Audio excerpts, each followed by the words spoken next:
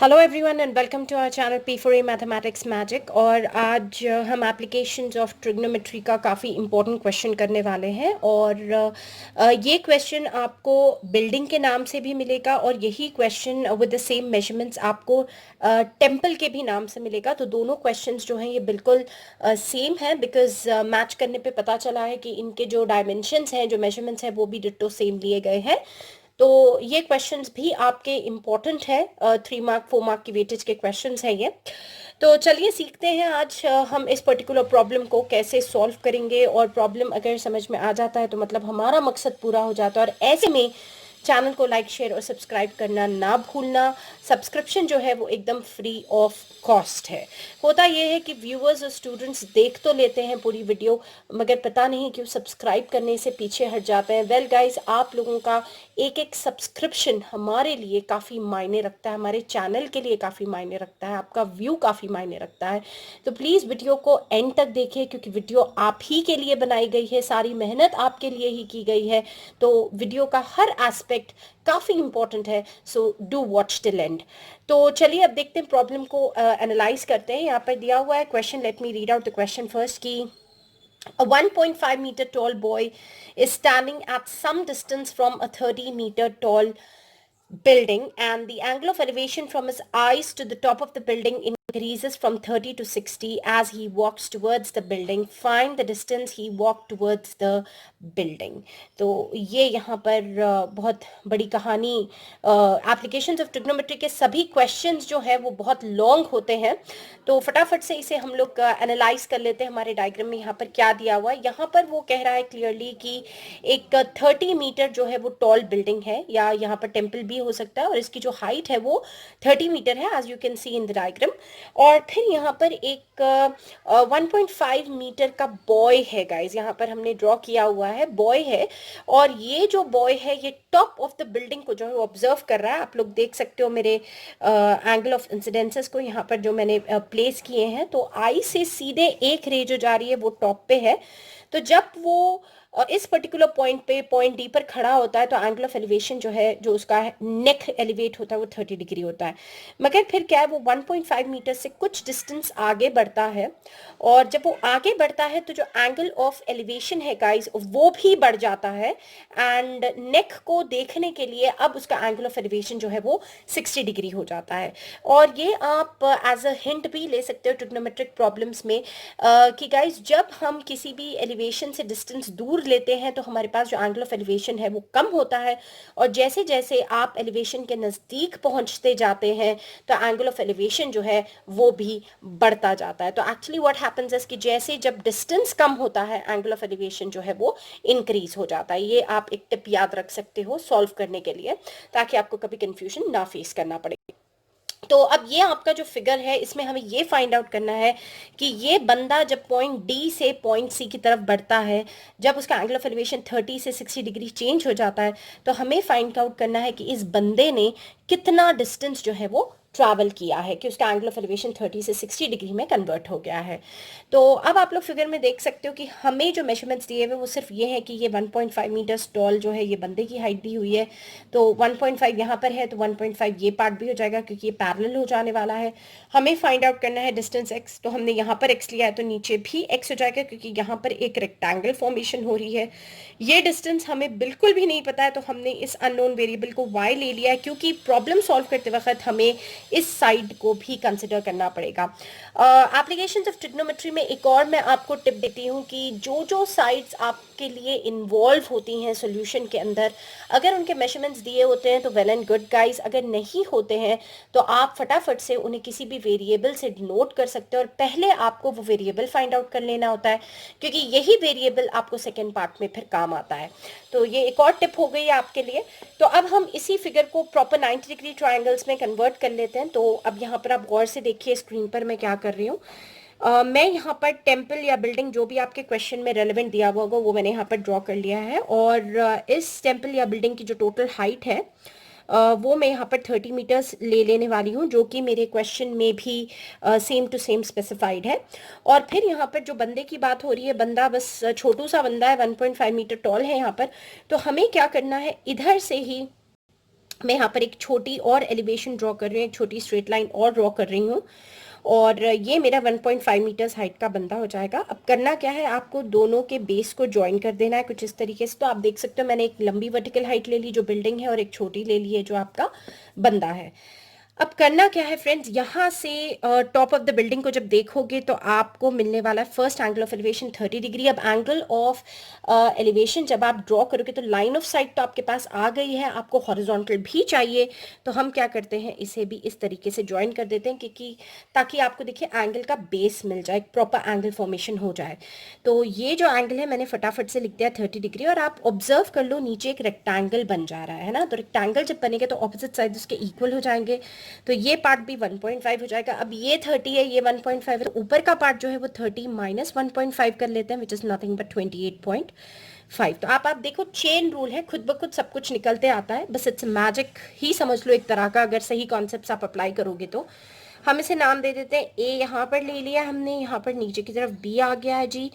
फिर उसके बाद उसने कहा है कि यहाँ से वो कुछ डिस्टेंस जो है वो ट्रैवल करने वाला है, और वो समझ लो इस पॉइंट पर पहुंच रहा है, तो हम यहाँ पर यही बंदे को फिर से इस लाइन से डिनोट कर देते हैं। ये 1.5 है तो ये भी फिर से 1.5 हो जाएगा, क्योंकि वही बंदा है जो पैरेलल रेप्लिकेट कर रहा है। और यहाँ पे हम लोगों ने लिख लेना है सी जी, और यहाँ पे डी हो गया है, यहाँ पर हमने ई ले लिया था, और यहाँ पर हमने ले लिया है आपका एफ। और फिर जब इस पॉइंट से वो बंदा टॉप ऑफ द बिल्डिंग को देखता है तो हमारे पास जो एंगल ऑफ एलिवेशन अब आने वाला है वो है आपका 60 डिग्री। तो प्रेफरेबली हमें जो डिस्टेंस फाइंड आउट करना है वो यहाँ पर है क्वेश्चन मार्क, तो मैं इसे एक्स ले लेती हूँ, इसे भी एक्स ले लेती हूँ, इसे वाई कंसिडर कर लेते हैं, इसे वाई कंसिडर कर लेते हैं, और अब अपना फिगर जो है वो परफेक्टली बन चुका है। और ई एफ आप यहाँ पर एक डॉट है, यहाँ पर एक पॉइंट है, इसे जी ले लो, और अब फटाफट हम लोग चलते हैं अपने सोल्यूशन की तरफ। तो हमें यहाँ पर सोल्यूशन में लिख लेना है क्या, कौन सी चीज़ क्या रिप्रेजेंट करती है, तो हम लोग लिख लेते हैं कि लेट ए बी जो है बी द बिल्डिंग। आपके क्वेश्चन में मैं फिर बोल रही हूँ, अगर टेम्पल दिया हुआ है तो आप उसे बिंदास एकदम टेम्पल लिख दो, जो भी आपके पास क्वेश्चन में दिया हुआ है। फिर उसके बाद हम लोग लिख लेंगे जो डी ई है, इज़ द टॉल बॉय या is the boy of, height हमें स्पेसिफाई करनी है बॉय की, तो हाइट जो है वो हम लोग ले लेते हैं 1.5 मीटर्स। ओके, तो अब हमें जो फाइंड आउट करना है वो फाइंड आउट करना है। तो फटाफट जो मेरा रूल होता है, जो मेरी स्ट्रैटेजी होती है, जो दो ट्राइंगल्स आपको प्रॉपर दिख रहे हैं यहाँ पर उसे आप निकाल लीजिए। तो मैं एक ट्राइंगल लेने वाली हूँ ए जी एफ, और एक 90 डिग्री का ट्राइंगल इसी जी को बेस बनाकर बनेगा ए जी ई। हमेशा ट्रिग्नोमेट्री में ऐसा ही होता है गाइस, 90 डिग्री जहां पर होता है आप उसे मार्क कर लो। तो जिन क्वेश्चंस में आपको दो ट्राइंगल्स मिलेंगे उसी कॉमन 90 डिग्री को लेते हुए ही मिलेंगे। तो देखिए ए जी एफ एक मिल गया, फिर ए जी ई एक और मिल गया। तो फटाफट से इसे ड्रॉ कर लेते हैं यहाँ पर। तो अब आप देखो मैंने एक्सट्रैक्ट कर लिए दोनों ट्राइंगल्स, ए जी और ई मैं यहाँ ले रही हूँ। ये जो ए जी है मेरे पास ऑलरेडी लिखा हुआ है, मैंने मेजरमेंट कैलकुलेट कर लिया था 28.5। और क्योंकि हम लोगों ने यहाँ पर ए जी और ई लिख रखा है तो कोई बात नहीं, यहाँ पर 30 डिग्रीज ले लीजिए आप लोग इसे। तो ये एंगल 30 डिग्रीज हो चुका है हमारे पास। और ये जो बेस है जीई, आप देख सकते हो ई जी या जीई जो है ये एक्स और वाई दोनों को मिलाकर होने वाला है, तो ये हो गया एक्स प्लस वाई, क्योंकि वो यहाँ से लेके यहाँ तक का डिस्टेंस और एक्स और वाई दोनों आ रहे हैं। फिर हम लोग एक और मेरा ट्राइंगल एक्सट्रैक्ट कर लेते हैं यहाँ पर। तो हम लोगों ने यहाँ पर एक और ट्राइंगल को एक्सट्रैक्ट कर लिया है, और ये जो दूसरा छोटू ट्राइंगल है ये आपका ए जी एफ है, और यहाँ पर जो एंगल बन रहा है ये है आपका 60 डिग्रीज, और यहाँ पर है जी 28.5 ऑल अगेन, और यहाँ पर नीचे आएगा सिर्फ y। नाउ अब बात आती है कि हमें कौन से ट्राइंगल से शुरू करना है सोल्यूशन। तो मैं आपको बता दूं कि जनरली जिस किसी भी ट्राइंगल में आपके पास सिंगल वेरिएबल पहले इन्वॉल्व होगा वो स्टार्ट करो। तो यहाँ x प्लस वाई है, यहाँ पर y, तो पहले मैं इससे स्टार्ट करती हूँ यहाँ पर सॉल्व करना।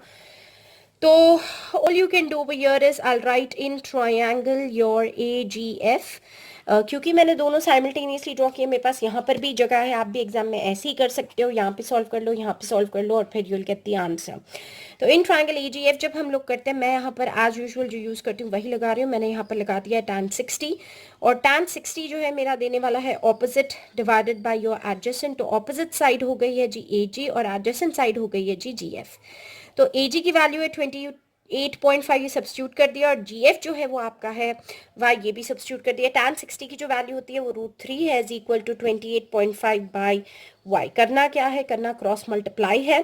तो जैसे ही आप इसे क्रॉस मल्टीप्लाई करते हो तो आपको मिलता है √3 into y is equal to 28.5, और इससे निकालेंगे हम लोग y which is equal to 28.5 upon √3। Rationalise करना है डिनोमिनेटर को, आपको √3 को नीचे नहीं रखना है, आपको इसे रैशनलाइज कर देना है। तो हम करेंगे जी इंटू √3 और इंटू √3, तो आपको मिलेगा 28.5 √3, और √3 इंटू √3 3 दे देगा, और फिर ये बहुत आसानी से कैंसिल हो रहे हैं यहाँ पर। तो हमें मिलने वाला है 9.5 √3 metres as the value of your y.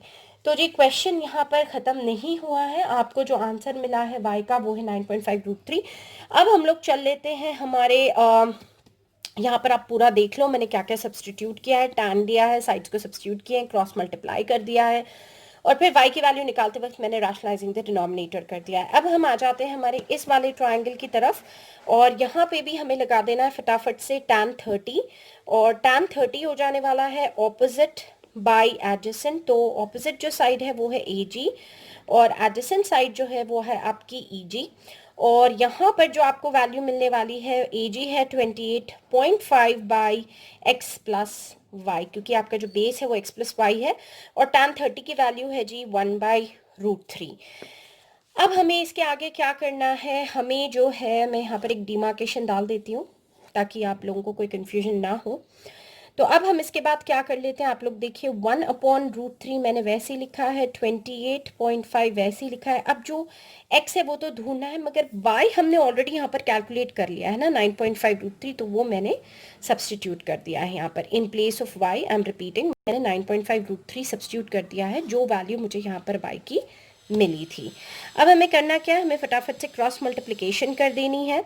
तो when you cross multiply you will get 28.5 √3 is equal to x plus 9.5 √3, और फिर ये 9.5 √3 को हम इधर ला लेते हैं क्योंकि √3 फैमिली हो जाएगी तो जल्दी सॉल्व होगा। तो we are going to get 28.5 √3 minus 9.5 √3, और ये दे देगा वैल्यू ऑफ योर x। और जब दोनों को सब्सटीट्यूट करेंगे, हम लोग सब्ट्रैक्ट करेंगे यहाँ पर, तो हमें जो आंसर मिलने वाला है 19.0 √3 is equals to x, which is nothing but simply 19 √3। बस 19 √3, वो पॉइंट कहाँ से आ जाएगा यहाँ पर, तो आपको मिलने वाला है 19 √3 मीटर्स।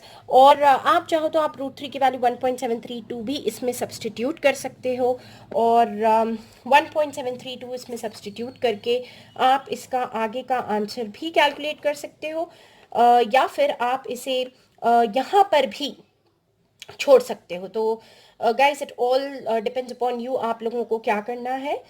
तो मैं आपको दोनों ऑप्शंस बता रही हूँ कि आप यहाँ पर क्या क्या कर सकते हो। तो जी अब आप देख सकते हो, हम अगर इसमें 19 इंटू 1.732 करते हैं तो हमें आंसर मिलने वाला है 32.908 मीटर्स। तो ये दोनों आंसर परमिसिबल है।